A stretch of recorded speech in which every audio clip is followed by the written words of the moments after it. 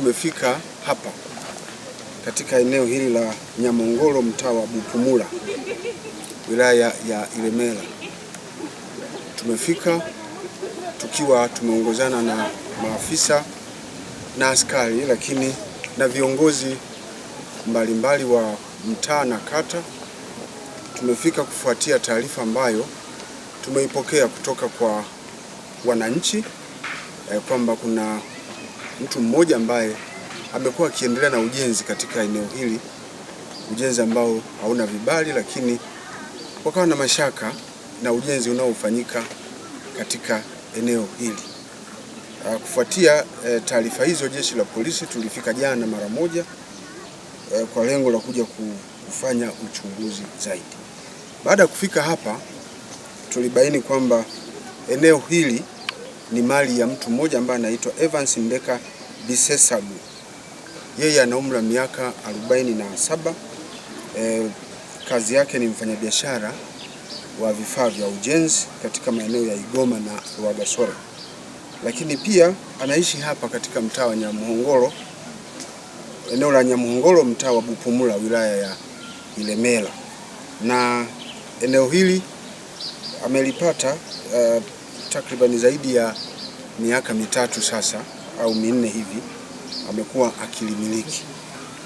Bwana huyu ambaye anaishi hapa akiwa na mke wake, lakini pia na watoto, anao mji, ana nyumba moja ambayo imekamilika kwa juu kama inavyoweza kuonekana hapa, na ujenzi mkubwa unaendelea huku kukiwa na nguzo kadhaa zinazoonyesha kwamba pengine bwana huyu anaendelea na ujenzi mkubwa, lakini pia ujenzi unaohitaji gharama kubwa kwa sababu ya vyumba vingi na vinahitaji kushikizwa vizuri kwa sababu ya kuweka uimara.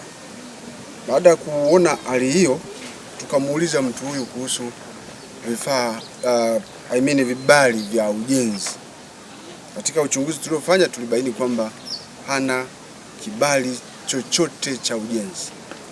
Hata hivyo, na mamlaka za kiserikali hazikuwa na taarifa yoyote kuhusiana na ujenzi unaoendelea katika eneo hili. Sasa ilibidi tulikague kwa kina ili eneo kuona hasa anajenga kitu gani.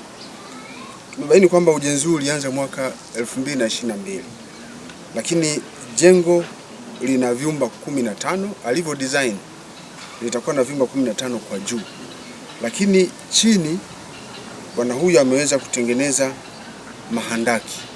Kuna jumla ya mahandaki 6, lakini katika hali ya kushangaza mahandaki haya 6 yamekuwa yakijengwa kwa siri kubwa sana, na ujenzi wake umekuwa ukifanyika wakati wa usiku na kwa siri kubwa sana, kiasi kwamba hakuna mtu anayefahamu kwamba kuna ujenzi wa aina hiyo ulikuwa unaendelea.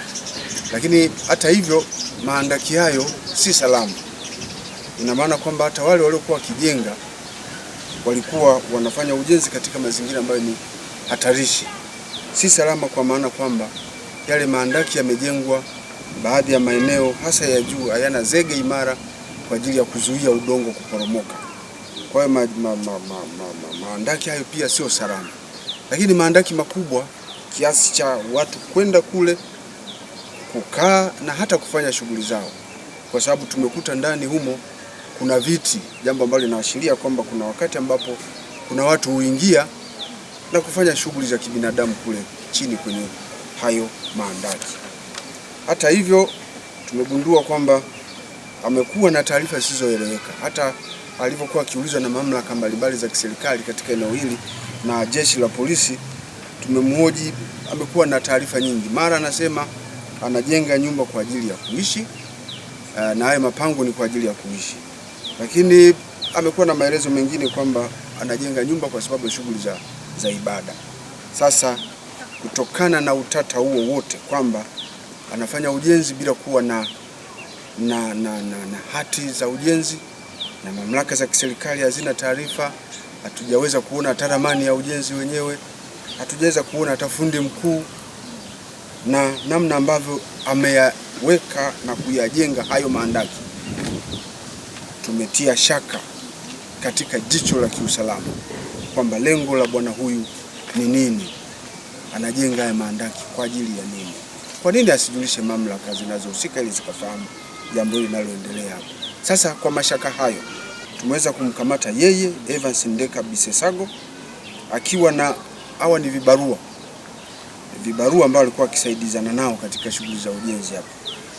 Mmoja anaitwa Ngasa Kasuka, watatu anaitwa Amadi Juma Kashinje, na mafundi wengine ambao amekuwa akishirikiana nao katika ujenzi huu. Wote wanatafutwa na yeye mwenyewe ataendelea kuhojiwa ili kubaini ni kwa nini alikuwa anafanya ujenzi huu na kwa nini alikuwa anaufanya kwa siri na kwa nini hakupata vibali kutoka kwenye mamlaka zinazohusika.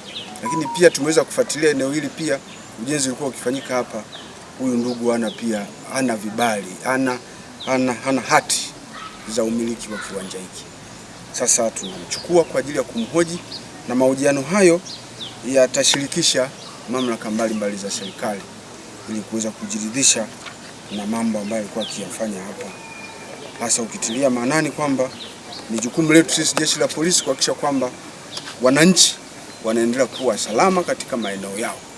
Asijitokeze mtu yoyote akafanya shughuli ambazo hazieleweki na mwisho wa siku zikahatarisha hali ya usalama wao pamoja na mali zao.